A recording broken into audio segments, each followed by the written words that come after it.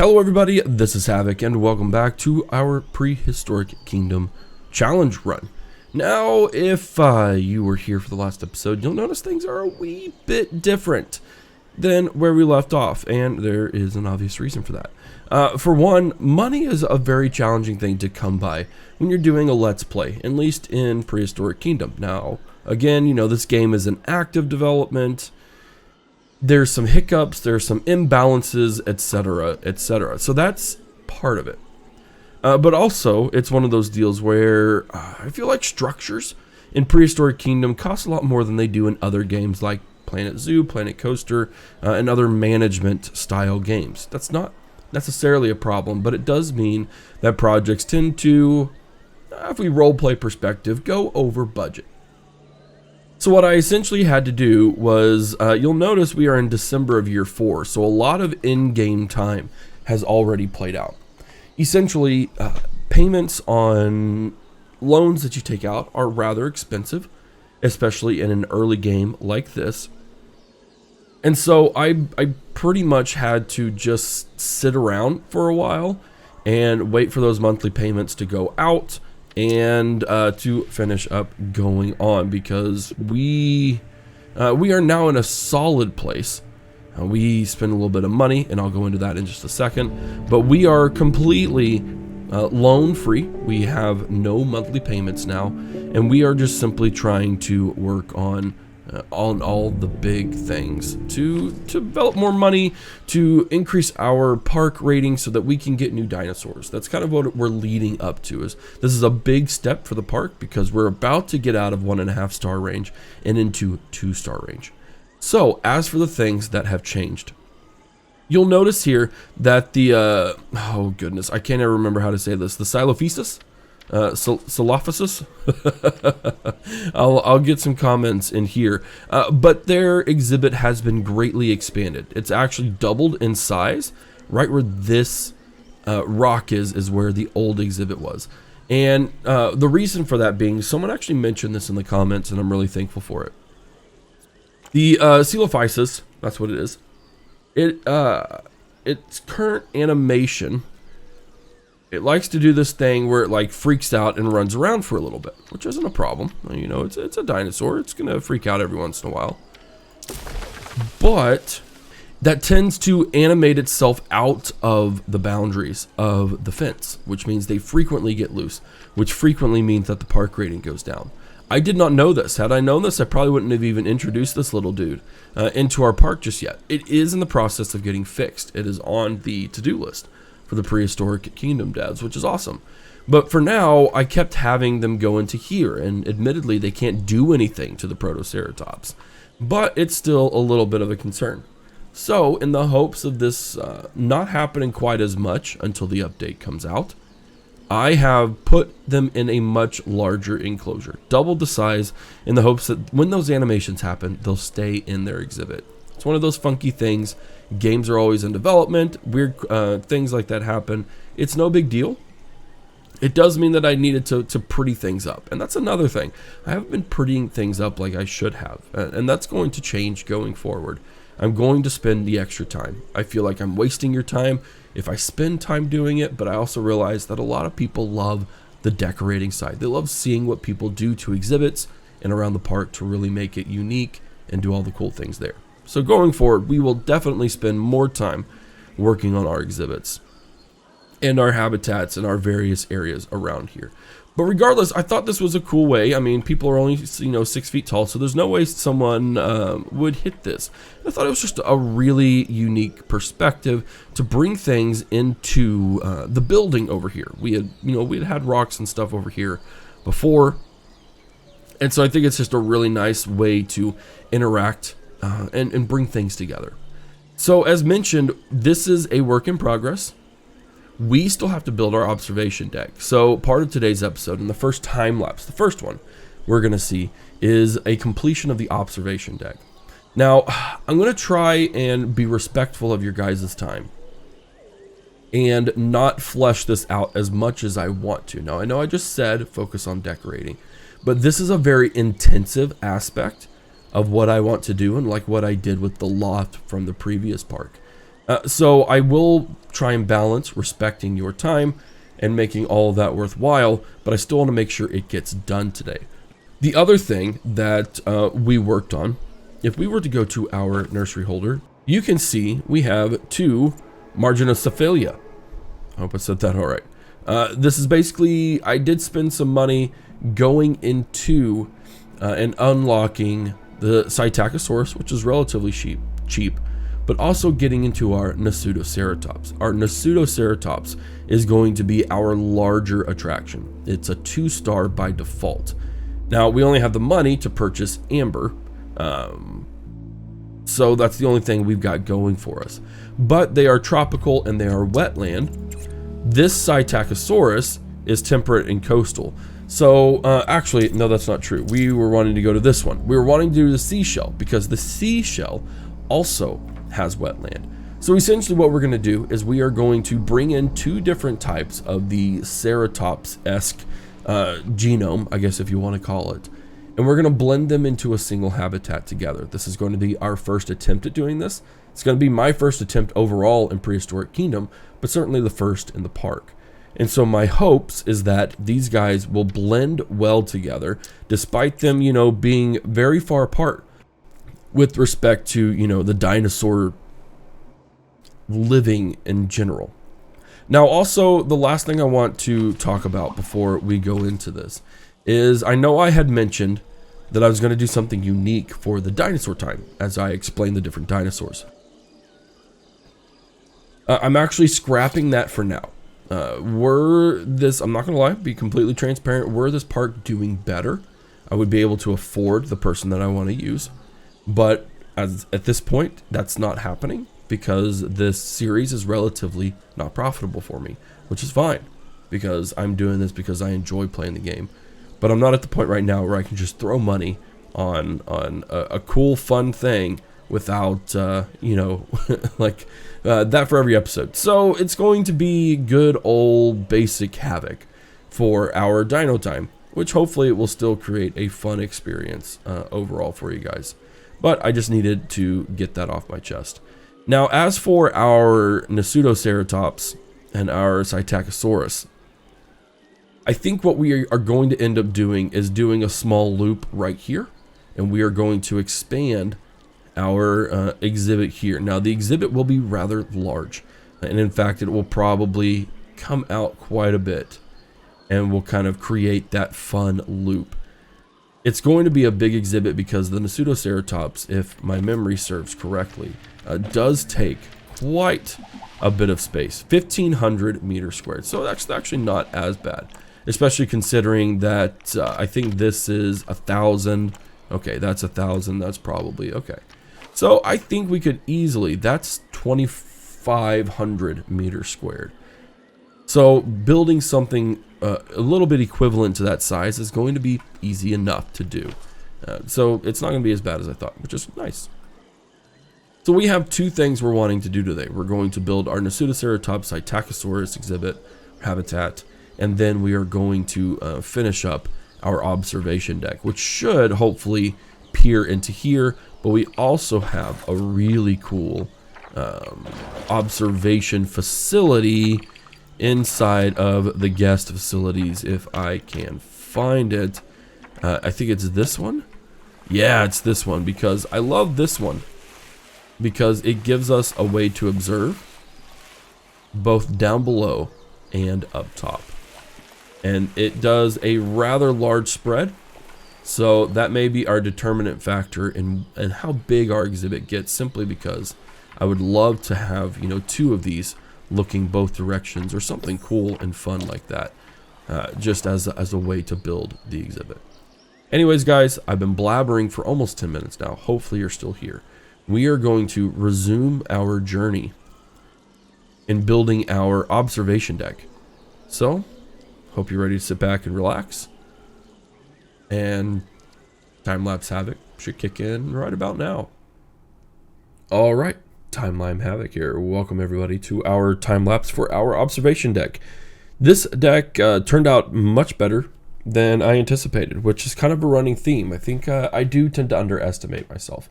One of the bigger challenges was syncing this observation deck up with the rest of the building.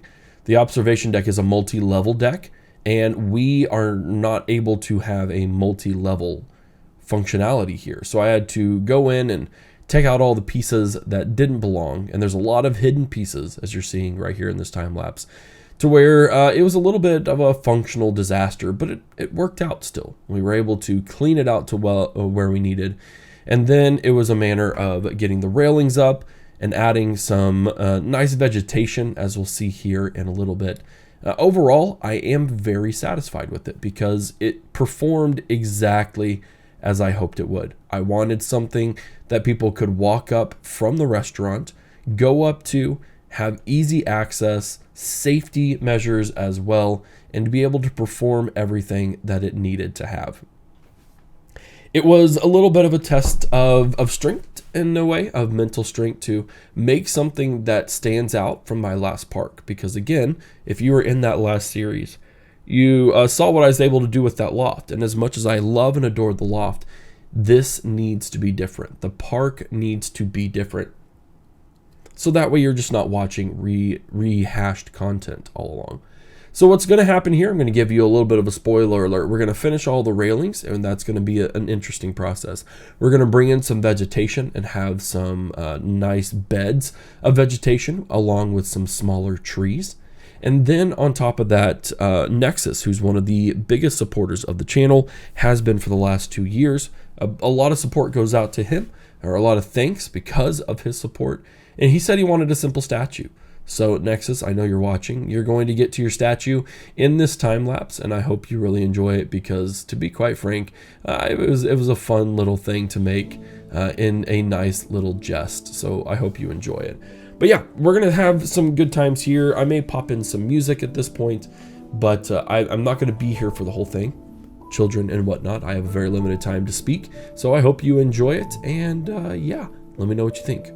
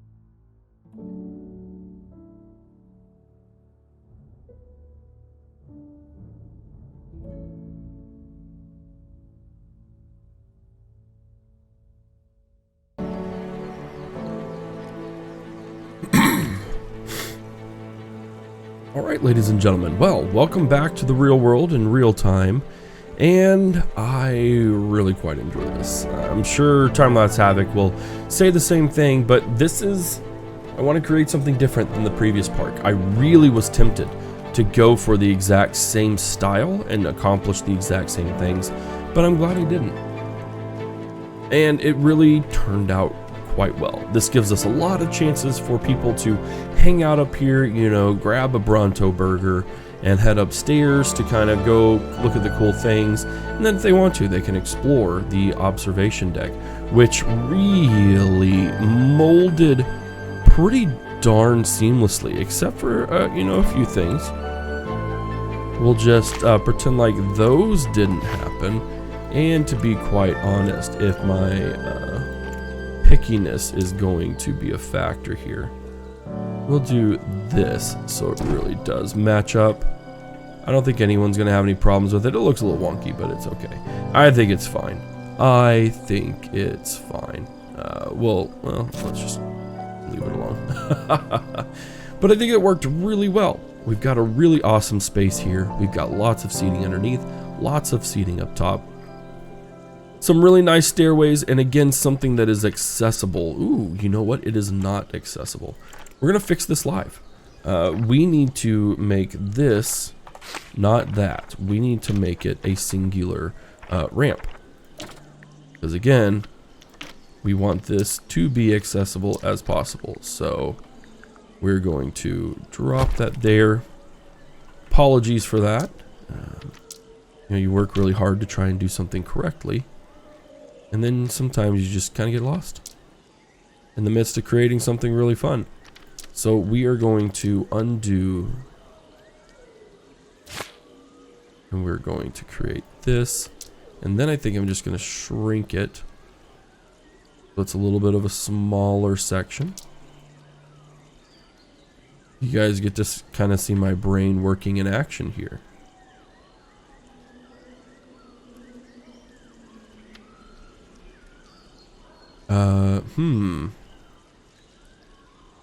Let's go ahead and make this a little bit longer. Shove that down there. Now, it took a long time to get this correct, and I'm not quite sure what I did. It's possible that I molded this. Oh, hold on. What's going on here? Are we good? Can I get back into it? I can't get back into it. Okay. That's a little bit wonky. And I'm not quite sure. I think we're missing a UI element here. Hold on. Okay, so it appears something was just a little bit wonky. I had to load and upload again. We're going to let this run while I fix this live. Okay. So as I mentioned, we don't want stairs because that's not accessible. What we do want is a simple floor. And we can align it to all the things. Let's try that again.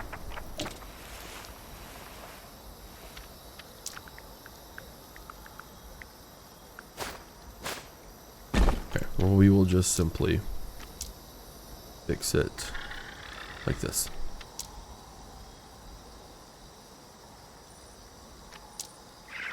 We're going to squish it quite a bit. Make it a nice flat ramp.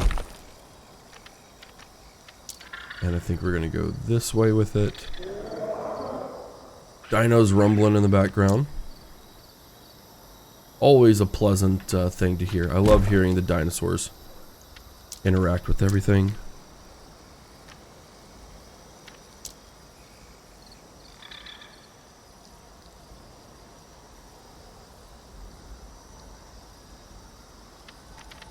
Go ahead and turn that down just a little bit. Now hopefully this isn't too steep.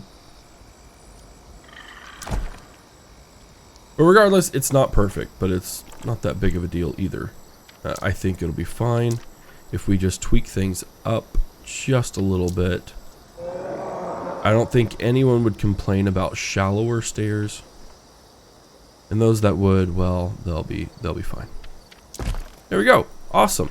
Well, that worked out really well, and we get to see nighttime, which shows us that, yeah, there's a pretty decent amount of light here, which is something that I'm very comfortable with. We got people already walking up and down the steps. So that's not a big deal at all. I think overall we're really, really solid. This gives us plenty of viewing access as well. I mean, we can see everything from up here. And with the new open space we got going on there, that works as well. We may move this back to here. May move some things just to make things a little more accessible. And like, you know, maybe slap this in the back a little more, just so that they can get a good view of the dinosaurs in action. There we go. I think that's acceptable. You should be able to see a few things. And I move this clump.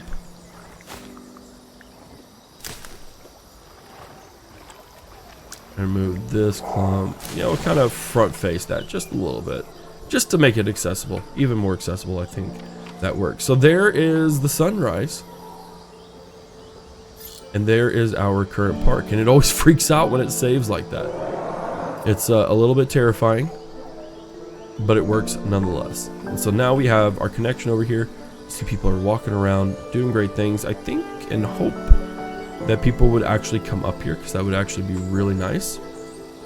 If they don't, it's not the biggest thing in the world. Now, we also didn't end up spending that much money, which is really, really great. Donations are coming in, which is something that wasn't happening before. I don't know if it was a glitch in the system or what, but that's very nice. People are shopping, people are fooding and drinking. They are bathrooming for free, because I'm not going to charge for something like that. That's a bit ridiculous. And what we could work on next is our enclosure for the Nasutaceratops and the Psittacosaurus. Now, I did have a pathway going back here, and we mentioned that we would do that for the staff. I honestly don't see them pulling a Planet Zoo and using the staff in that same manner. So we're not going to. I'm simply going to remove that so I can have my enclosures more back to back. Now, we need to build something that's a little bit bigger, and in fact, we're going to have to pause the game. And I'm going to have to actually add the back end to this and make it more sturdy. So we're just going to go with, yep, I get it. I understand. We lost our star rating because people are losing their minds. But we need a strength 2, I think, for the Nasutaceratops. We need a strength 2 at 1 meter. So it's actually not even that big that we have to deal with. But it's still something we do have to deal with. That's really interesting. Are you telling me... Hold on real quick, guys. Are you telling me that my Nasutaceratops is not going to barrel through a strength 2 at 3 meters tall? Or at 1 meter tall? Huh. That's very interesting. Well, regardless, we can do at least a strength 2. I can do a backside that is all strength 1. I mean, there we go.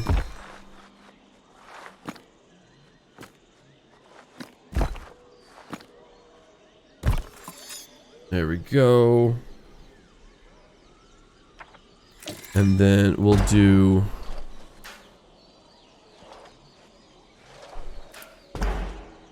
There we go. Alright. Well, it looks a little bit wonky. I'm not gonna lie. And it's possible that we've missed some things. But I think this will work. This will be fine. No, actually it won't. Because I'm stupidly picky. Yep. They're all just gonna be like, ah, freak it out.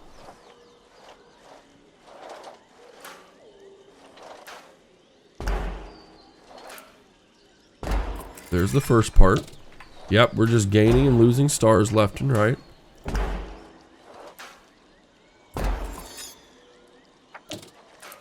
It doesn't quite know what to think about all these changes. There we go. Okay. So they at least have all the same stuff on the back end. Now for us, I don't know that the modern metal fencing It really works well. I still have a hard time believing that we are actually only going to do you know, a 1 meter high thing, but it is what it is, and I feel like we could go ahead and do a bigger one because I don't feel entirely comfortable with doing that. So let's go ahead and I don't know if we want to time lapse this just yet because I don't know, I just don't feel like it's something that needs to be time lapsed, but also do want this to be a bigger enclosure anyways.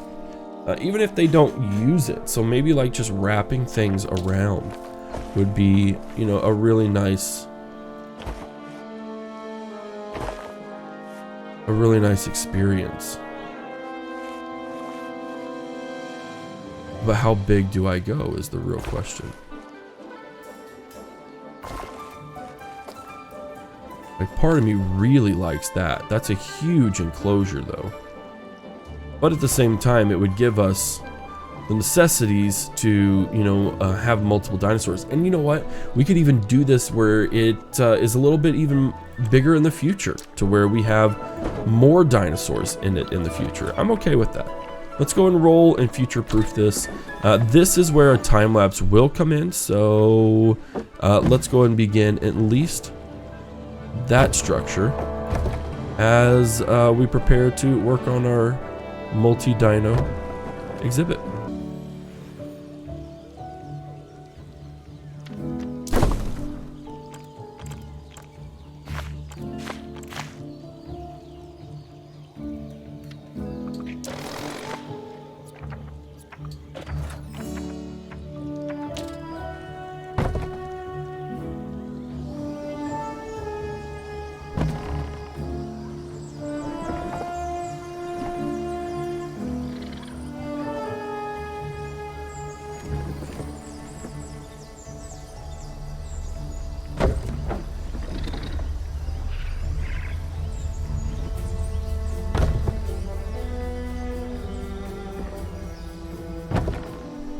Alright, that turned out pretty good. I'm not gonna lie. The area probably isn't super accurate. There we go. So 7,301. Again, probably a little overkill. I'm not gonna lie, but I think it will work out quite well overall. And we have a couple of observation decks, which will do quite nicely. And one of my favorite features is this habitat marker. So obviously we couldn't connect. I'm actually sure I could if I wanted to. I could connect this up with all of those and it would work out just fine. But that habitat marker really makes things much more simple and a lot more easier to interact with. Now, one of the things that we do notice here is that our finances aren't really great. It's something that I don't want to have to worry about in terms of taking out another loan, not to mention the Nasutaceratops is a rather expensive dinosaur to work on. So what we might do is today we may just get one Nasutaceratops in, and in fact let's just go ahead and commit to it. We only have an amber one, so that's fine. We'll commit to that, and we may have to decorate a little bit later. I don't know, I think 4 grand's probably an acceptable amount to work on for that. We do need to rough up this terrain just a little bit. We need to have a little bit, some depressions, because this is a bit of a swampier area, and while yes, swampier areas do tend to be, you know, more depressed states, and I don't mean that as in like depression actually, but that works for there, just to create some nice low spots, some nice high spots. We are a little bit in the hole, so that's one thing we're gonna have to consider. We got our dinos just chilling there, which is fine. And how much does it cost to bring in some calm, very, very shallow water? Does it cost a whole lot? Yeah, no, I think we're okay. So we're gonna kind of create some depression states here. And normally this would be in a time lapse, but I've already time lapsed you twice. So I don't really feel like it's appropriate to do it yet again. And then we can create our swampland, because that is what we're going to do. I mean, that's the natural habitat of the Nasutaceratops. And in fact, We may leave our Havoc segment for later. I'm not quite sure, to be completely and totally honest. But we're going to get this. We're going to get our smooth tool. And even if it does delete a lot of that, which it looks like it's going to, we can always come back in at a later point. You guys are going to kind of see a lot of live gameplay today, which let me know if that's something that is okay with you, or if you're more of a time-lapse person. Not going to upset me either way, so it's completely up to you. Trying to gauge a little bit more of the swampland, because we do want a majority of this wetland style to be dominant throughout the exhibit. Because I do really enjoy that swampland style.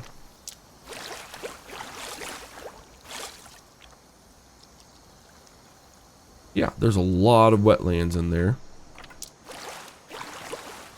And even make it kind of fall over into the outside exhibit part.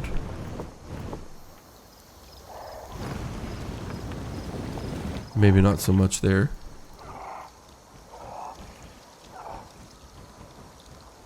Prehistoric Kingdom still has to work on its terrain structure, because as much as I love the game, a little bit of point of critique here is that the structure system and the landscaping is not quite up to snuff. So what we're going to do now is we are going to get our nursery holder. We are going to slap our Nasutaceratops into the mix, and she doesn't have anything. Wow, look at the horns on that one. Yep, we're not going to have Nigel come in on this one. Sorry, Nigel, I want to speak on the animal. And you know what? We may just roll in that animal part right about now. The Nasutaceratops is a late Cretaceous creature around 75 million years ago during the Campanian stage, and a very recent discovery, first found in 2006 in present-day Utah. The Nasutaceratops' full name is Nasutaceratops tutusi, meaning a big nose, horned face, due to its giant nose and their two horns that are of course a sign of their lineage in the Ceratopsians group. This beefy dino didn't reach the size of their more modern well-known cousins, the Triceratops, but that doesn't mean that they were small beasts, reaching upwards of 6 feet tall and from giant nose to tail around 16 feet long. They weighed an estimated 1.5 to 2 tons and sported 2-foot-long horns. They were definitely not creatures to be messed with. The Nasutaceratops, like most members belonging to the family Ceratopsian, preferred a wet and humid climate that housed a diverse range of plants and animals. The plateaus on which these dinosaurs occurred were ancient floodplains surrounded by large channels and wetlands that included swamps, lakes, and ponds, which represented the southern parts of Utah during this time period. It was in the late Campanian stage that North America was split in half, thanks to a relatively shallow, yet massive sea known as the Western Interior Seaway. This sea separated the Laramidia and Appalachia landmasses, which would set in motion the Rockies and the Appalachian Mountains respectively. The southeastern part of Utah, therefore, would have been right near the sea, hence the wetland status we are going to associate with it. The Psittacosaurus lived in the Cretaceous circa 120 to 100 million years ago, with fossilized remains having been found in several areas of the eastern hemisphere, from the north in Siberia to Mongolia, into China, and even further south into Thailand.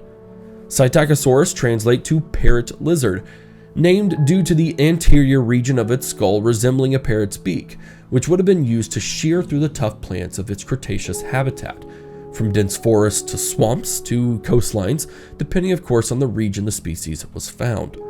It also features prominent horns jutting out of the sides of its skull, with several species also having a horn behind each eye. Several species of this bipedal dinosaur also had quills along their tail, and a few excavations having preserved such tail structures in great detail. The Psittacosaurus was also a relatively small creature, with records reaching a maximum of 6 to 6.5 feet long from head to tail, reaching somewhere to around 2 feet tall. While not exhibiting all of the more well-defined characteristics of its other ceratopsians, It does indeed fall into the family of these multi-horned creatures, albeit a much more primitive version and lacking in a prominent frill. What's most interesting about the Psittacosaurus is there have been over 400 of these dinosaurs uncovered at dig sites, with 17 different species discovered between them all, from nests of unhatched eggs, early development, all the way through adulthood. All right, well, this is much denser than I thought it would be, but goodness gracious. Are we now ringing in the money, for one thing? So we're gonna go ahead and grab a couple more Nasutaceratops. We're gonna get 2 more, so that way they don't feel all alone. But goodness gracious, does this look fantastic. And to be honest, we may separate this with a giant wall of its own. That way it's just very much standalone, and we don't have to worry about it as much at all. I don't even know where she went. Where is our lovely Nasutaceratops? The dense, thick jungle. Oh, I hear her.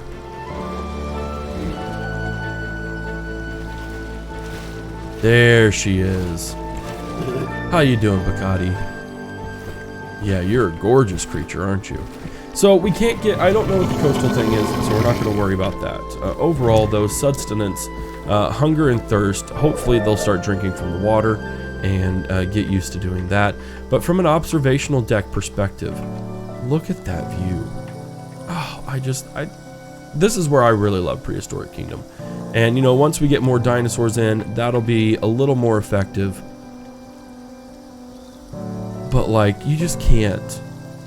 Oh, I just love it. And then up here, of course, you can have a way to observe through the dense vegetation, essentially, of what could happen. This is a fantastic setup right here. This is a great introductory area where we have a couple smaller dinosaurs, and then our bigger exhibit starts happening here. Now, ideally, and probably in the future, we're going to add some more archways to kind of section this area off and make it really its own. We're going to decorate it. We'll put some lights. We'll put some vegetation growth, things of that nature. It's not something that I want to work on or focus on today. However, we have Totiga. Hello, Totiga. And now we have Mosi. And if I remember correctly, it doesn't really take a lot to get our Psittacosaurus into here. 24,000, absolutely not. We're going to get our seashell because, again, they do like the coastal and the wetland. And we're going to get, I can only do 3, that's right. Just because of fund limitations. Now we have Mosi in here as well. And there we go. That's actually, our welfare has actually gone up, and I think it's also due to just the fact that there are other creatures in here. So overall, I'm not concerned about that. We're going to speed this up just a little bit to make our Psittacosauruses, and it'll be interesting to see what our Psittacosaurus will do in the midst of all of this stuff as well. We're almost to 2 stars, and we're really bringing in the money. Now what we need to do is exhibits and all those things. Let's go ahead, select them all, and release them here. Okay, now we're gonna go slow. Nope, it's my time. It's not yours. So this is interesting. They require more water, and they require a little bit more forest. Now that's not too bad. I think we can make those work. It's not like it's an issue. Because let's take a look at our big beautiful girls over here. They can take on a little more water, and they can take on a lot more forest. So let's go ahead and do that. Let's kind of max out what our Nasutaceratops can take on in terms of water.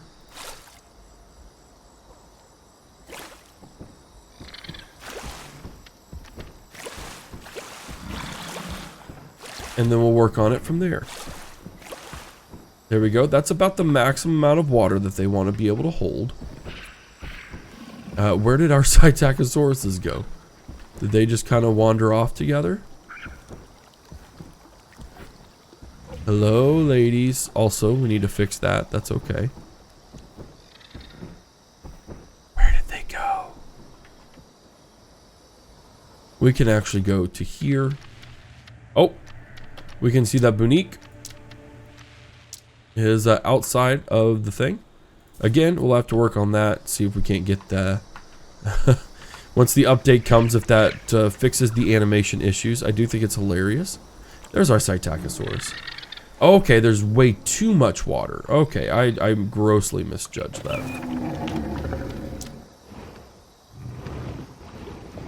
So let's get the water taken out. We don't need all of that.